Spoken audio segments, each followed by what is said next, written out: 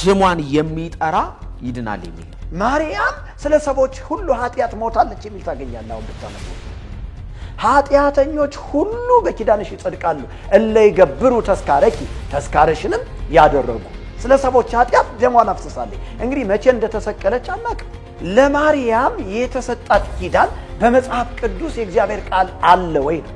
ማርያምን ከፍ አድርጎ ዓለም በማርያም እንደዳነ ይናገርና ሰላም ግን የተገኘው ሰላም ግን የሆነው በክርስቶስ ነው። የለመንሽውን ሁሉ ላደርግልሽ ሰው ሆኛለሁ ይላል። ክርስቶስን ዝቅ የሚያደርግና የሚያዋርድ ትምህርት የማርያምን ስም የጠራ ሁሉ ይድናል የዘላለም ሕይወትን ያገኛል ይላል። ደግሞ መጽሐፈ ዚቁ መዳን የሚቻለው በክርስቶስ ኢየሱስ በማመን ስሙን በመጥራት ነው። የማርያምን ስም በመጥራት ፈጽሞ ደህንነት ሊገኝ አይችልም። ስምሽን የጠሩ ኃጢያተኞች ሁሉ ባንቺ ይጸድቃሉ የሚለው ትምህርት የአጋንንት ትምህርት ነው። ለአባቶች የተገባውን ኪዳን አምጥቶ ለማርያም መስጠት፣ አምጥቶ ለሌሎች ፍጡራኖች መስጠት፣ ይሄ ከእግዚአብሔር ቃል አንፃር እንዴት ይታያል? ይህ መጽሐፍ ሙሉ አይደለም። ሙሉ የሆነው የእግዚአብሔር ቃል ብቻ ነው።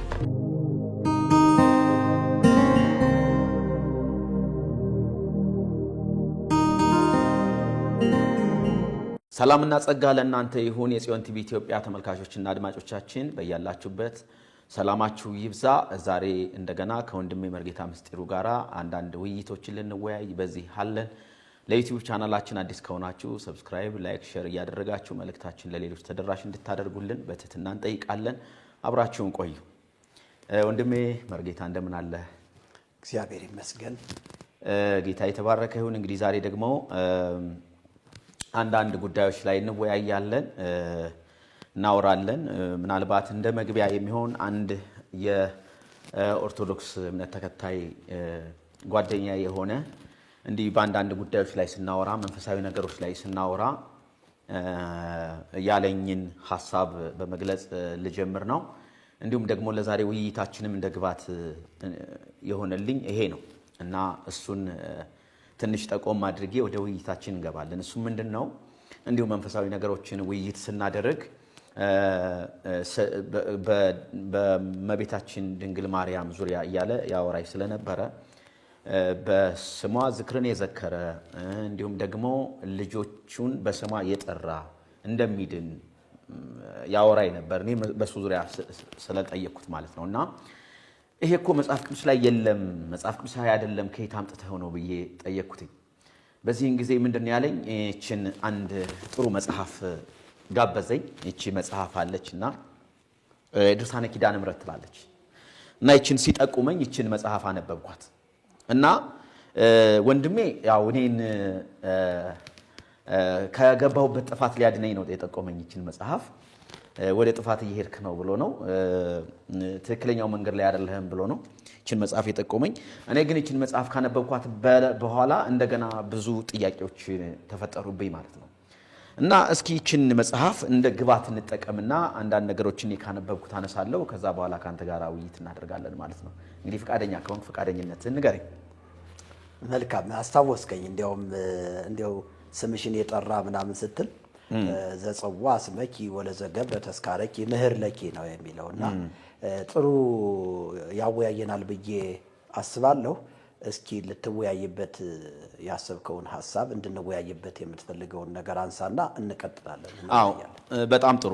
እንግዲህ ምንድነው ይሄ ወንድሜ ይሄ ወዳጄ በጠቆመኝ መሰረት አንብቤዋለሁ። እንግዲህ ይሄን እየሰማም ይሆናል አሁን ምንወያይበትም ቪዲዮውን በእርግጠኝነት ያየዋል። ከዛ በኋላ እንግዲህ ለሱም ትልቅ መልስ ይሆናል፣ ለሌሎችም ደግሞ መልስ ይሆናል ብዬ አስባለሁ። ያነበብኩት ክፍል በጣም ሙሉውን አንብቤዋለሁ፣ ግን አንዳንድ ነገሮችን እናነሳለን። እኔ ዛሬ አሁን ባለው ስራችን ውይይታችን እንድናነሳው የፈለግኩኝ ይሄ መጽሐፍ የተጠቆምኩኝ ከጥፋት እንድድን ነው። ነገር ግን ይህን መጽሐፍ ሳነብ ምንድነው ሆኖ ያገኘሁት? ኢየሱስንና ማርያምን እኩል ሆነው አግኝቻቸዋለሁ። ይሄ ድርሳነ ኪዳነ ምሕረት የሚለው መጽሐፍ ሰዎች ሁሉ ቢያነቡት ኢየሱስንና ማርያምን መለየት አይችሉም። ማለት ይሄ ማለት ምን ማለት ነው? ፈጣሪንና ፍጡርን እኩል ያደርጋሉ ማለት ነው። አምላክንና ፍጡርን እኩል የሚያደርግ መጽሐፍ ብቸኛ መጽሐፍ ቢሆን እኔ ያየሁት ይሄ ድርሳነ ኪዳነ ምሕረት የሚል መጽሐፍ ነው። በጣም ጉደኛ መጽሐፍ ነው እና ይሄን መጽሐፍ ስታነቡ በጣም የምትገረሙበት ነው። ግን እኔ እንደው ትንሽ ነገር ኢየሱስና ማርያምን እኩል ካደረጉ ነገሮች ውስጥ አንድ ሁለት ብለን እናነሳለን። የመጀመሪያው እንግዲህ ገና እዚህ ጋር ሲጀምር ምንድነው ኢየሱስ ክርስቶስ በመስቀል ላይ በተሰቀለ ጊዜ ኢየሱስ ቃል ኪዳን ገባላት ይላል። በርግጥ ካረገ በኋላ ቃል ኪዳን የካቲት 16 ላይ ቃል ኪዳን ገባላት ይላልና ይሄ መጽሐፍ የተገባላትን ቃል ኪዳን የሚናገር ነው። ከተገቡላት ቃል ኪዳኖች ውስጥ እንግዲህ በጣም ጥቂቱን ነው የምናገረው እንጂ ሁሉን መናገር አንችልም። ከተገቡላት ቃል ኪዳኖች ውስጥ የመጀመሪያው ስሟን የሚጠራ ይድናል የሚል ነው። ይህም ደግሞ ገጽ 25 ላይ በተለይ ቁጥር 46 ላይ አለ። እንግዲህ ከላይ ጀምሮ ለማንበብ ትንሽ ጊዜ ስለሌለ ጊዜያችንን መጠቀም እንድንችል ዋና የምፈልጋትን ቦታ አነባለሁ። እንደዚህ ብሎ ይናገራል። ወዳጆቿም የምትሆኑ ደስ የሚያሰኝ ይህን ድንቅ ኪዳን ይላል። ኪዳን ነው የተገባላት እና ኪዳኑ ራሱ ኢየሱስ ነው እንደዚህ የሚለው ከቁጥር 43 ላይ የለመንሽውን ሁሉ አደርግልሽ ዘንድ ጠይቂኝ ይላታል። ምንድነው የምትፈልጊው? የምትለምኚውን ሁሉ አደርግልሻለሁ። እንዲያውም ይላል የለመንሽውን ሁሉ ላደርግልሽ ሰው ሆኛለሁ ይላል። እኔ ሰው የሆንኩት እያለ ነው። በዚህ መጽሐፍ መሰረት እኔ ሰው የሆንኩት የለመንሽውን ሁሉ ላደርግልሽ ነው። ይኸው በቃ ቃል በቃል ጌታችን ኢየሱስ ክርስቶስም የለመንሽው ሁሉ ይደረግልሽ፣ የምትወጂውን ሁሉ እፈጽምልሻለሁ፣ የለመንሽውን ሁሉ ላደርግልሽ ሰው ሆኛለሁና ይላል እና ወደ ታች ቁጥር 46 ላይ ይህንን ድንቅ ኪዳን ብሎ ይጠራዋል። ድንቅ ኪዳን ነው። ይሄ ድንቅ ኪዳን ምንድን ነው? ቸርነትና በጎነትን ሁሉ የያዘ ጌታ በሰማይና በምድር ያለ ሁሉ በጣም የሚሰመርበት ቃል ነው። በሰማይና በምድር ያለ ሁሉ ይልና ስሟን በመጥራት ይድን ዘንድ የሰጣትንም ድንቅ የሚሆን መሐላን ታዩ ዘንድ ኑ ብሎ ጥሪ ያቀርባል። ይህንን የሚለው ማን ነው? ኢየሱስ ነው። ከዛ በጎ ስራ ሳይሰሩ ይላል ቁጥር 47 ላይ ሕግጋቱን ሳይጠብቁ መዳን የእሱ ፍርድ ምን ረቂቅ ነው። ምን ሳይሉ በጎ ሳይሰሩ ሕግን ሳይጠብቁ በእርሷ ምን ይሉ ዘንድ ይድኑ ዘንድ ብሎ ያስቀምጣል። በጣም ጉደኛ መጽሐፍ ነው። ከዛ በጣም ብዙ ነገሮች አሉ። እንደው እስኪ እዚህ ላይ አንተ ምንድነው የምትለው?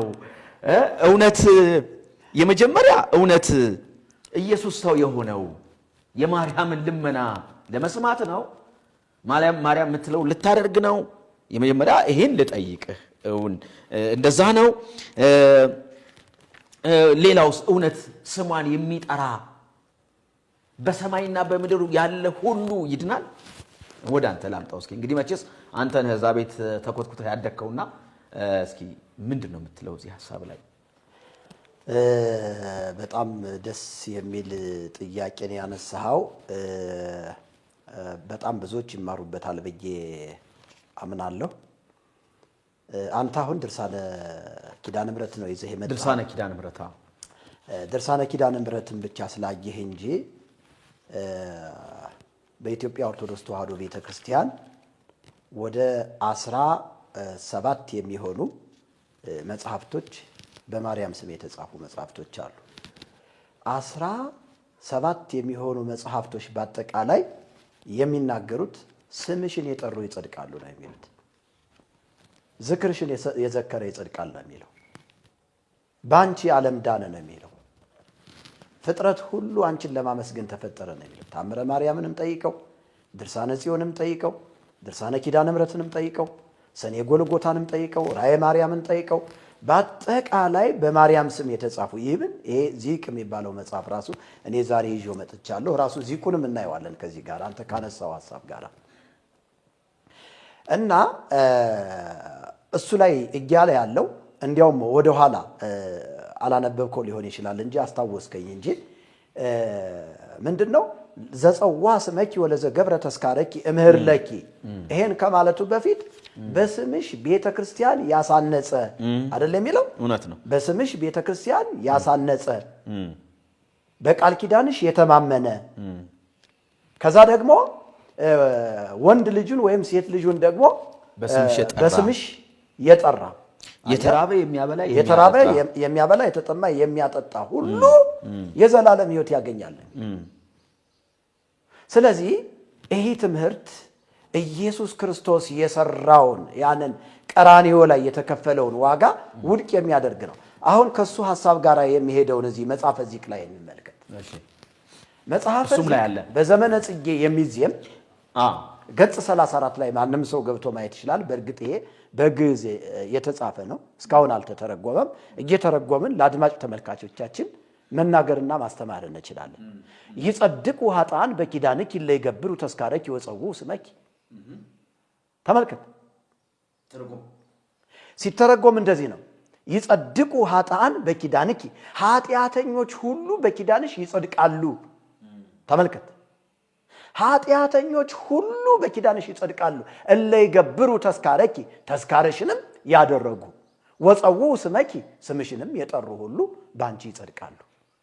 ይሄ እዚህ መጽሐፈ ዚቅ ገጽ 34 ላይ ማንም ሰው ገብቶ ማየት ይችላል። በዘመነ ጽጌ የሚዜመው ዜማ ላይ ማለት ነው። ገጽ 34 ላይ ይትባረክ የሚባል የዜማ መጽሐፍ ነው። ይትባረክ ተሰኝቶ የሚዜም በሶስት ሀሌታ ያለው ይጸድቁ ኃጥአን በኪዳንኪ ለይገብሩ ተስካረኪ ወጸውዑ ስመኪ። እዚህ ላይ ትርጉሙ ስለሌለ ትርጉሙን እኛ ነን የምንተርጉ። ስምሽን የጠሩ ሁሉ ይጸድቃሉ ነው የሚለው። ዝክርሽን የዘከሩ ሁሉ ይጸድቃሉ ነው የሚለው። እለ ይገብሩ ተስካረኪ፣ ተስካርሽን መታሰቢያሽን የሚያደርጉ ሁሉ ይጸድቃሉ ነው የሚለው። የሞተችበትን ቀን እያሰቡ በስሟ ዝክር መዘከር፣ ጸበል ጸዲቅ ማድረግ፣ የተራቡትን ማብላት። አየው። እሱ ጋር ደግሞ ስትመጣ ምንድነው የሚለው? መጽሐፉን የተሳለመ ያሳለመ፣ እንዲሁም ደግሞ መጽሐፉን መሳለም እንኳን ባይችል በትራሱ ያደረገ ያስቀመጠ የተሻሸ ይላል። አየው፣ በደንብ ስታነበው ታገኘዋለህ። በአጠቃላይ ድርሳነ ኪዳነ ምሕረት የሚናገረው መታሰቢያዋን በማድረግ ብቻ ሳይሆን ይሄንን ድርሳኑን መሳም ብቻ ራሱ ጽድቅ እንደሚያገኝ ይናገራል ማለት ነው። ሌላው እዚህ ጋር አራራይ የሚባል ዜማ ላይ ስናዜመው የነበረ ኪዳንኪ ኃይልነ ወጽዮንነ ኪዳንኪ ውእቱ ማርያም ዘሞኦ ለሰይጣን። ተመልከት፣ ኪዳንኪ ውእቱ ማርያም ዘሞኦ ለሰይጣን። ያንቺ ኪዳን ማለት ነው። አንቺ የተገባልሽ ኪዳን ሰይጣንን ማሸነፍ የቻለ ነው። አየው፣ ኪዳንኪ ውእቱ ማርያም፣ እሱ ነው ያንቺ ኪዳን ነው ሰይጣንን ያሸነፈው። አይታል፣ ሰይጣን የተሸነፈበት ኪዳን እንደሆነ ነው የሚናገረው እዚህ ላይ ማለት ነው። ስለዚህ ለማርያም የተሰጣት ኪዳን በመጽሐፍ ቅዱስ የእግዚአብሔር ቃል አለ ወይ ነው። እኛ አሁን እዚህ ጋር ድርሳነ ኪዳነ ምሕረቱም ስምሽን የጠራ ይጸድቃል ይላል። እዚህ ጋም ደግሞ ተስካርሽን ያደረገ መታሰቢያሽን ያደረገ ዝክርሽን የዘከረ ይጸድቃል ነው እያለ ያለው። ያንቺ ኪዳን ደግሞ ሰይጣንን ያሸነፈ ነው እያለን ያለ። ሞት ባንቺ ተሸንፏል ይላል። ወተቀጥቀጠ ኃይሉ ለጸላኢ፣ ጠላት ባንቺ ተሸንፏል፣ ሞት ባንቺ ተሸንፏል። ለምን? ማርያም ተነስታለች የሚል ታገኛለህ እሱ ላይ። ማርያም አድርጋለች የሚል ታገኛለህ። ማርያም ስለ ሰዎች ሁሉ ኃጢአት ሞታለች የሚል ታገኛለህ። አሁን ብታነበው እሱ ላይ አለ ሳነበው ነው። ማርያም ደሟን አፍስሳለች የሚል ታገኛለህ እሱ ላይ ራሱ። ስለ ሰዎች ኃጢአት ደሟን አፍስሳለች። እንግዲህ መቼ እንደተሰቀለች አናውቅም። ስለዚህ ኪዳኑ በመጽሐፍ ቅዱስ የማይታወቅ ሰዎች የፈለሰፉት ፍልስፍና ነው እንጂ በፍጹም የእግዚአብሔር ቃል አያውቀው። ምንድነው ካልክ በመለኮት ስፍራ ማርያምን መተካት ነው። እንደ ኢየሱስ ክርስቶስ አድርጎ ለማርያም ክብር መስጠትና የአምልኮ መስዋዕትን መሰዋት ነው።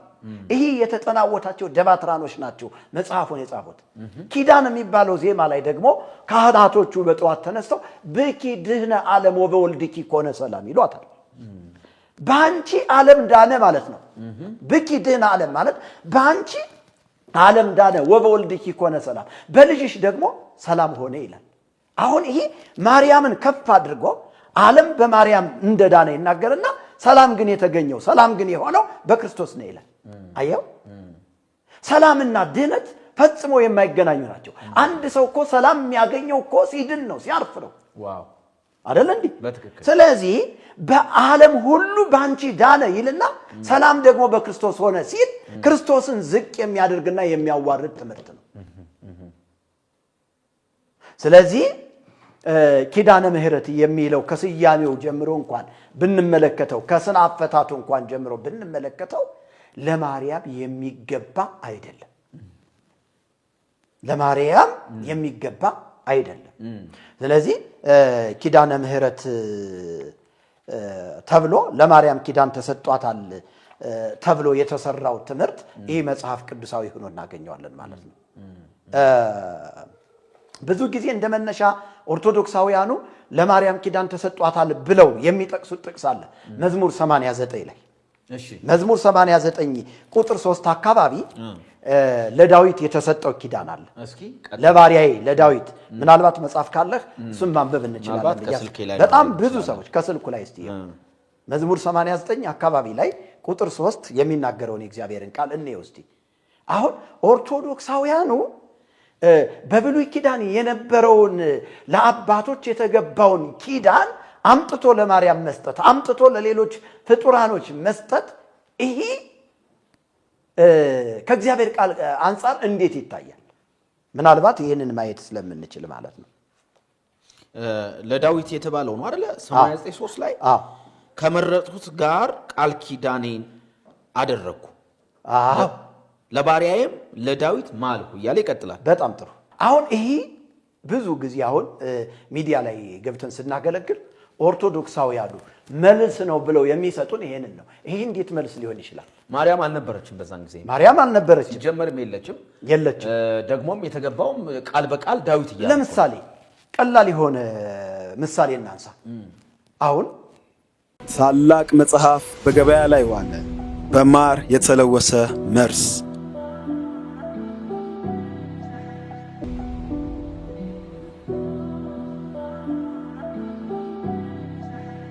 በ280 ገጽና በ12 ምዕራፎች ተከሽኖ የቀረበ ድንቅ መጽሐፍ።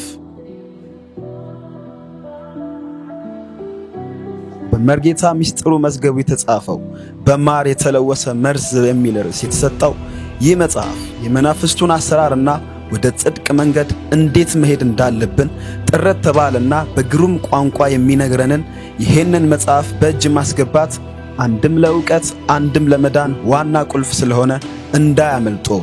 በማር የተለወሰ መርዝ፣ ሁሉም ሰው ሊያነበው የሚገባ ድንቅ መጽሐፍ በገበያ ላይ ዋለ።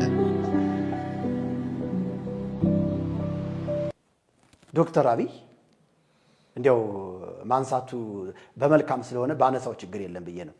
የሀገሪቱ መንግስት ስለሆነ ዶክተር አብይ ከኔ ጋራ የሆነ ኪዳን ቢያደርግ ይሄን ብሎ ከኔ ጋር ኪዳን ቢያደርግ ያ ኪዳን ከኔ ጋር የተደረገው ኪዳን ላንተ ሊሆን ይችላል? እንዴት ነው? ኪዳን ማለት ውል ማለት እኮ ነው፣ ስምምነት ማለት ነው አይደል እንዴ? ዶክተር አብይ ከኔ ጋር ስምምነትና ኪዳን ቢያደርግ የኔ የተደረገው ኪዳን የኔ የተደረገው ስምምነት ለኔ ነውና ለዶክተር አብይ ነው እንጂ የሚጠቅመው ለዘላለምና ለዶክተር አብይ ሊሆን አይችልም አይደል እንዴ? ስለዚህ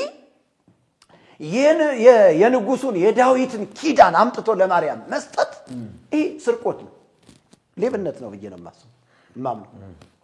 ከመጽሐፍ ቅዱስ የእግዚአብሔር ቃል ጋር አንፃር ፈጽሞ አይገናኝም ወንድም ማለት።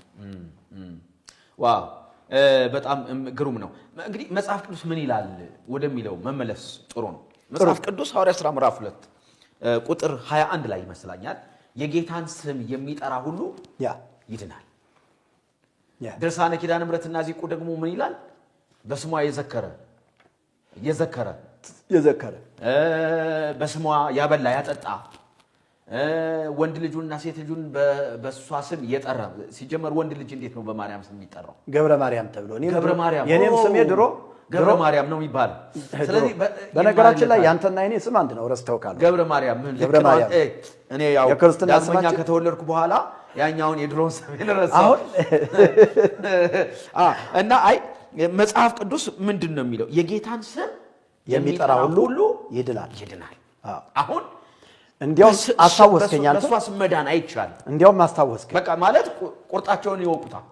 ዘጸዋ ስማ ይላል ውእቱ ይድህን ወይ ረክብ ሕይወተ የማርያምን ስም የጠራ ሁሉ ይድናል የዘላለም ሕይወትንም ያገኛል ይላል። ደግሞ መጽሐፈ ዚቁ ማየት ይችላል።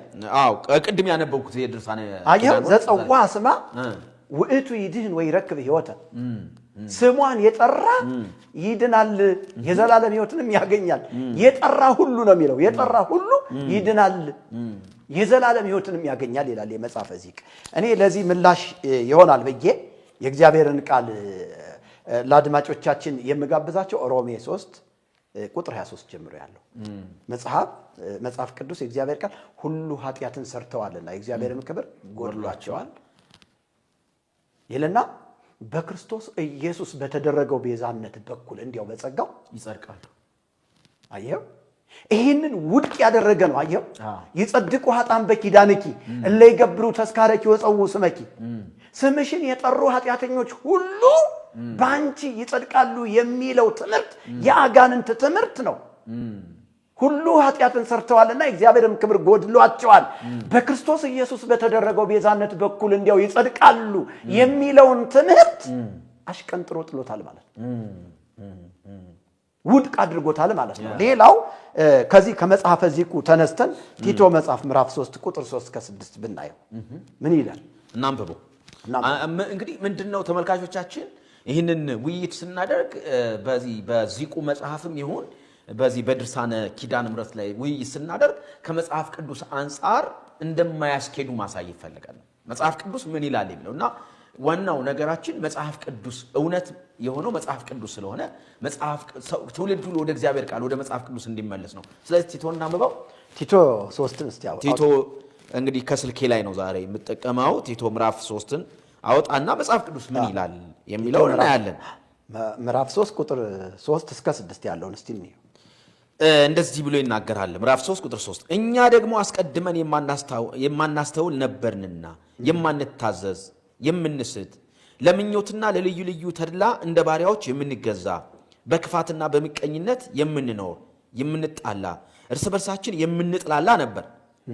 ነገር ግን የመድኃኒታችን የእግዚአብሔር ቸርነትና ሰውን መውደዱ በተገለጠ ጊዜ እንደ ምህረቱ መጠን ለአዲስ ልደት በሚሆነው መታጠብና በመንፈስ ቅዱስ በመታደስ አዳነን ይላል። አየው አዳነን እንጂ እኛ ስላደረግነው በጽድቅ ስለነበረው ስራ አይደለም ብሎ እኛ ስላደረግነው በጽድቅ ስለነበረው ስራ አይደለም ማለት የማርያምን ዝክር ዘክረን ልንድን አንችልም ይላል። የጽድቅ ስራ ብለን ቅድም በስሜ የዘከረ የሚለው የዘከረ ደግሞ ለሌሎች ያበላ ያጠጣ፣ በነገራችን ላይ ሌላ ቦታ በስሟ ቀዝቃዛ ውሃ ያጠጣ ብሎ ደግሞ ይናገራል እዚሁ መጽሐፍ ላይ። ይሄንንም ማቴዎስ ወንጌል ምዕራፍ 40 ያለውን ቃል ነው የሚያነሱት ብዙ ጊዜ። ምዕራፍ 10 ቁጥር ምዕራፍ 10 ይቅርታ ምዕራፍ 10 ቁጥር 40 አው ለደቀ መዛሙርቱ የተናገረው ወንጌል ሁለት አድርጎ በላካቸው ጊዜ ለወንጌል አገልጋዮች ለወንጌል አገልጋዮች። በነገራችን ቅድም መግቢያዬ ላይ እንዳልኩ ይሄ ድርሳን መጽሐፍ ቅድም እንዳልኩ ምንድነው ያልኩ መግቢያዬ ላይ ኢየሱስና ማርያምን እኩል ለማድረግ ነው እየተሰራ ያለው። ትክክል። አሁን ይኸውልህ ኢየሱስ ክርስቶስ በስሜ አንድም ሰው ቀዝቃዛ ውሃ እንኳን ቢያጠጣ ዋጋውን የነብይን ዋጋ ይቀበላል፣ የደቀ መዝሙሩን ዋጋ ይቀበላል ብሎ የተናገረው አለ ጌታ። አሁን ይሄኛውም ለምን ማርያም ሲቀርባት ብሎ በስሟ ቀዝቃዛ ውሃ ያጠጣል። አያው ስለዚህ የዚህ መጽሐፍ ይቺ መጽሐፍ ትልቁ ችግሯ ከኢየሱስ ጋር መወዳደር ትፈልጋለች። ኢየሱስን ሊወዳደረው የሚችል የትኛውም አካል የለም በሰማይ በምድር ቢሰበሰብ። ኢየሱስ ክርስቶስ የተለየ ጌታ የተለየ መድኃኒት ነው እና ኢየሱስን ከኢየሱስ ክርስቶስ ጋር እኩል ለማድረግ የተሰራ ስራ ነው ማለት ነው።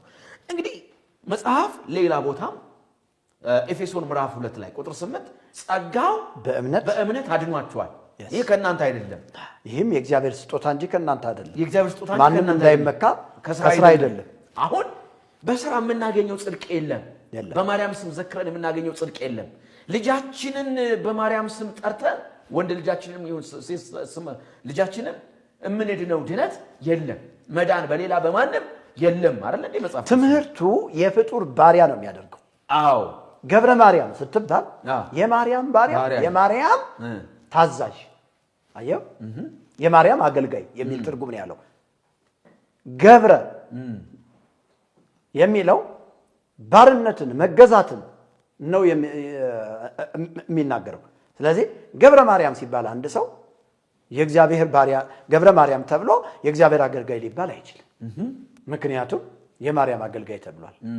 እንግዲህ አንድ ሰው ለሁለት ጌቶች መገዛት አይችልም። ዋህድ ገብር እይክል ተቀኔዮ ለእክል አጋዕዝት አንድ ባሪያ ለሁለት ጌቶች መገዛት አይችልም። ስለዚህ ለማርያም ባሪያ ከሆነ አይ እዚህ ጋር የማርያምንም ደግሞ ጣል አድርጌ ደግሞ ለምን ለእግዚአብሔር ባሪያ አልሆነም ቢል በራሱ ፈቃድ ነው የሚሆነው ማለት ነው። እንደ ትምህርቱ ነው እየነገርኩ ያለ። ምክንያቱም አንድ ጊዜ ከ40 ቀኑ ጀምሮ አንተ የማርያም ባሪያ ነህ፣ አንተ የማርያም አገልጋይ ነህ ተብሎ ተነግሮታል።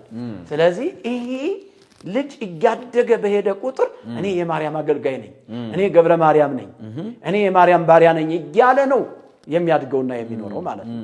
ስለዚህ በዚህ ባርነት ቀንበር ታስረው ያሉ የዋሃን ኦርቶዶክሳውያን ፍጡር የፍጡር ባሪያ ሊሆን አይችልም። እውነት ነው። እና ከእንደዚህ አይነት ባርነት ወደ ክርስቶስ እንዲመጡ ጋብዛቸዋለሁ። በጣም ጥሩ። እንግዲህ ይሄ ቅድም ያነበብነው ገጽ 25 ላይ እሱም ዚቁ መጽሐፍ ላይም ያነበብነው ትልቁ ታርጌቱ መዳን የማንን ስም በመጥራት ነው? የማርያምን ስም በመጥራት ነው። መጽሐፍ ቅዱስ ደግሞ ምን አለ? ሐዋርያት ሥራ ምዕራፍ 2 ቁጥር 21 ላይ የጌታን ስም የሚጠራ ሁሉ ይድናል። አሁን መዳን የሚቻለው በክርስቶስ ኢየሱስ በማመን ነው፣ ስሙን በመጥራት ነው እንጂ የማርያምን ስም በመጥራት ፈጽሞ ደህንነት ሊገኝ አይችልም በፍጹም። ሐዋርያት ሥራ ምዕራፍ 4 ቁጥር 12 ቅድም ብየዋለሁ። መዳን በሌላ በማንም የለም፣ እንድንበት ዘንድ ከሰማይ በታች የተሰጠ ሌላ ስም የለምና። ለመሆኑ ይሄ መጽሐፍ ማለት እሺ እንዲሁ አንድ ነገር ትዝ አለኝ። እንደዚህ አይነት መጽሐፍቶች ራሳቸው ሙሉ ስላልሆኑ ገድላትም ድርሳናትም ሌሎችም መጽሐፍቶች ሙሉ ስላልሆኑ ሪፈር የሚያደርጉት ወደ መጽሐፍ ቅዱስ ነው። እነዚህ ምን አይደሉም? ሙሉ አይደሉም። ሪፈር ያደርጋሉ ወደ መጽሐፍ ቅዱስ። መጽሐፍ ቅዱስ ላይ ግን ያልተጻፈና ያልተነገረ ነገር ሪፈር ወዴት ልንሄድ ነው? ለምሳሌ አሁን ስለዚህ በስሟ ስለመዳን የሚናገር መጽሐፍ ቅዱስ ላይ ፈጽሞ የለም። ስለዚህ አሁን መጽሐፍ ቅዱስ ላይ ፈልገን ያጣነውን ነገር እዚህ ነው ያገኘነው። ይሄ ደግሞ ውድቅ ነው፣ ተራ ነው። ይሄ እኮ በራሱ ሙሉ ስላልሆነ በዚሁ ክፍል አንዳንድ ቦታዎች ላይ ወደ መጽሐፍ ቅዱስ ሪፈር እያደረገን ሄደን ወደ መጽሐፍ ቅዱስ ላይ እያየን ነው። ግን መጽሐፍ ቅዱስ ላይ የሌለ ነገር ነው እዚህ ላይ ያገኘ። ይሄ ደግሞ ሙሉ አይደለም እያልኩ ነው። ይሄ መጽሐፍ ሙሉ አይደለም። ሙሉ የሆነው የእግዚአብሔር ቃል ብቻ ነው። ስለዚህ የእግዚአብሔር ቃል ላይ የሌለ ነገር በሙሉ ምንድን ነው ማለት ነው? ውሸትና ስህተት ነው ማለት ነው። ስለዚህ እኔ እነዚህ መጽሐፍቶች ይሄን ቤተ ክህነቱ እያረመ ማረም ሳይሆን እያስወገደ የሚታረም አይደለም። ይቅርታ መጽሐፉ አርመህ እንዴት አድርገህ ምኑ ይታረማል? ለምሳሌ መጽሐፈ ዚቁን ማረም እንችላለን። በነገራችን ላይ መጽሐፈ ዚቁን ማረም እንችላለን። ዘጸዋ ስማ ለማርያም የሚለውን ዘጸዋ ስሞ ለኢየሱስ ማለት እንችላለን። አየው፣ ዘጸዋ ስሞ ለኢየሱስ ውእቱ ይድህን ወይረክብ ሕይወተ። የኢየሱስ ክርስቶስ በዜማ ነው የሚባል። ዘጸዋ ስሞ ለኢየሱስ ውእቱ ይድህን ወይረክብ ሕይወተ። አየው፣ የኢየሱስ ክርስቶስን ስም የሚጠራ ሁሉ ይድናል የዘላለም ሕይወትንም ያገኛል ቢባል ይሄ ጤናማ ይሆናል። ማረም እንችላለን። እሱ አሁን ልክ ነው። ማረም እንችላለን። ዮሐንስ 3:16 እሱ ነው የሚነግረን። ዮሐንስ 3:16 ይሄን ነው የሚያስተምረን ማለት ነው። በእርሱ የሚያምን የዘላለም ከዚህ ውጪ ግን እሱን መጽሐፍ እናርመው ብንል ፈጽሞ ሊታረም የማይችል ባዕድ የሆነ ትምህርት ነው። እሱ መቃጠል ነው ያለበት፣ መወገድ ነው ያለበት። እንዲያውም እኮ ማርያም ስለ ሰዎች ሁሉ ኃጢአት እንደሞተች እኮ ይናገራል። የሚገርም ደሟን አፍስሳለች የሚል ምናልባት አግኝተው ከሆነ በሌላ ቪዲዮ ስለምንመጣበት ነው እሱ ላይ። ግን እኔ አሁን በጣም አድምተን ማለፍ ያለብን በዚህ ስራችን መዳን በማርያም ስም የለም። እስኪ ምናልባት አንቀበለውም ካሉ ምንም እኛ ለመወያያ ለመነጋገሪያም ለመከራከሪያ ርዕስም አድርገን አጀንዳም አድርገን አናቀርበው። ጊዜያችንን በዚህ ጉዳይ አናቃጥልም። አይ ይሄ እኮ አንቀበለው የምትል ከሆነ ቤተክርስቲያኗ ድርሳነ ኪዳነ ምሕረት እኛ የምንቀበለው መጽሐፍ አይደለም ካለች ዋው እናመሰግናለን። ስለተቀበለችው እኮ ነው ያሳተመች። አይ እንደው ምናልባት አሁን እንደው ደርሳበት ድሮ ሳትደርስበት ከሆነ አሁን ደርሳበት እንደው የበላይ ሰብ ታሪክ ሁሉ እኮ የሚናገር መጽሐፍ አለ። አይቼዋለሁ፣ አንብቤዋለሁ፣ እያንዳንዱ አንብቤዋለሁ። ስለ በላይ ሰብ ምንድነው ዘጸዋ ስመኪ ወለ ዘገበ የመጋቢቱ ላይ መሰለኝ እሱ አይቼዋለሁ። በስምሽ የዘከረ የሚለው እንግዲህ በላይ ሰብ ማለት 78 ነፍስ በልቶ በሁለት ጠብታ ውሃ ገነት መንግስተ ሰማያት በቃ በስሟ ከዘከሩ ይዳናል። ስሟን ነፍሰ ገዳይም ቢሆን ነፍሰ ገዳይም ሆን እኔ እኮ ቅድም ሳነበው በጣም የገረመኝ አሁን እውነት ነው ጽድቅ የሚገኘው በእምነት ነው። አብርሃም አመነ ጽድቅም ሆኖ ተቆጠረለት ነው መጽሐፍ ቅዱስ። ጸጋው በእምነት ሆኖ አድኗቸዋል። መጽሐፍ ቅዱስ ከዘፍጥረት እስከ ራዕየ ዮሐንስ በጥንቃቄ ካነበብነውና ከተረዳነው የሚነግረን በእምነት ሰዎች እንደሚጸድቁ ነው። ግን እዚህ ጋር ምን ይላል? ያው እኛ ዕብራውያን 11 እንየው አናምንበትም። እሺ ግን ቅድም ካነበብኩት እንደው ያላነሳ ነው እዛ ቤት ማለት ህግና በጎ ስራ በበጎ ስራ መጽደቅ እንደ ዶክትሪን ነው። በበጎ ስራ መጽደቅ እንደ ትልቅ አስተምህሮ ነው። መልካም ነገር ስታደርግ፣ ስታበላ፣ ስታጠጣ ትድናለህ የሚለው ነገር ግን እዚህ ጋር በጎ ስራ ሳይሰሩ አለ። በጎ ስራ ሳይሰሩ ህግጋቱን ሳይጠብቁ መዳን ይቻላል። የማንን ስም በመጥራት አለ? የማርያምን ስም በመጥራት። አንድ ማህሌተ ጽጌ የሚባል መጽሐፍ አስታወስከኝ። በእውነት እግዚአብሔር ምስክሬ ነው።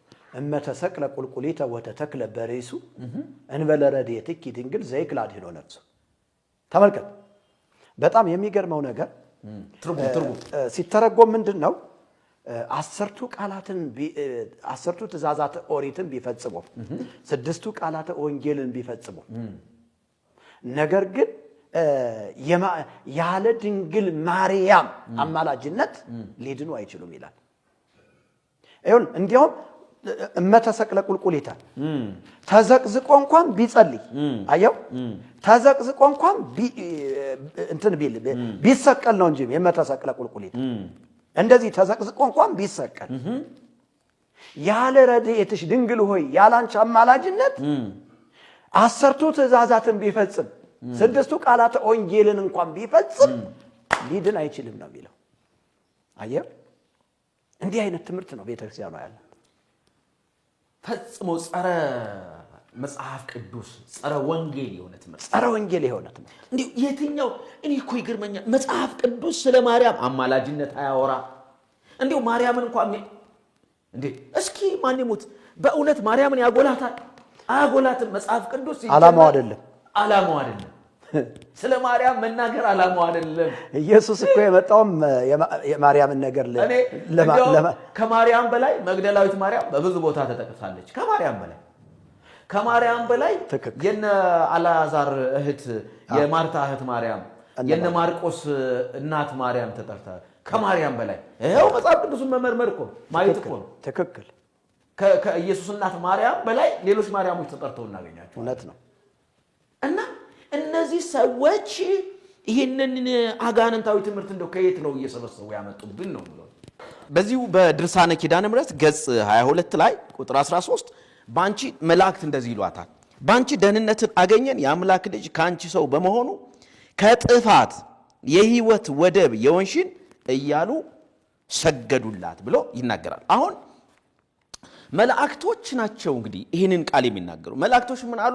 ባንቺ ደህንነትን አግኝተናል። ምን ማለት ነው? ቅድም እንዳነሳ ነው ድነት መዳን ያገኘንባት ስም እሷ ናት ነበር የሚለው። እዚህ ጋር መላእክቶች ደህንነትን አገኘንብሽ እና የሚገርመው መላእክቶች እንኳ የዳኑ በሷ እንደሆነ ሰዎች ብቻ አይደሉም፣ መላእክቶች እንኳ በሷ እንደዳኑ የሚያሳይ ክፍል ነው ይሄ ክፍል ማለት ነው። ስለዚህ ሌላው ሰገዱላት ይላል።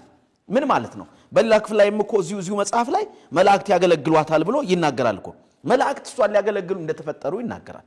ስለዚህ ይህ ትምህርት ፈጽሞ ስህተትና አጋንንታዊ የሆነ አይናችንን ከክርስቶስ ላይ ነቅለን አይናችንን ከክርስቶስ ላይ አንስተን ማርያም ላይ እንድናደርግ የሚያደርገን ትምህርት ነው።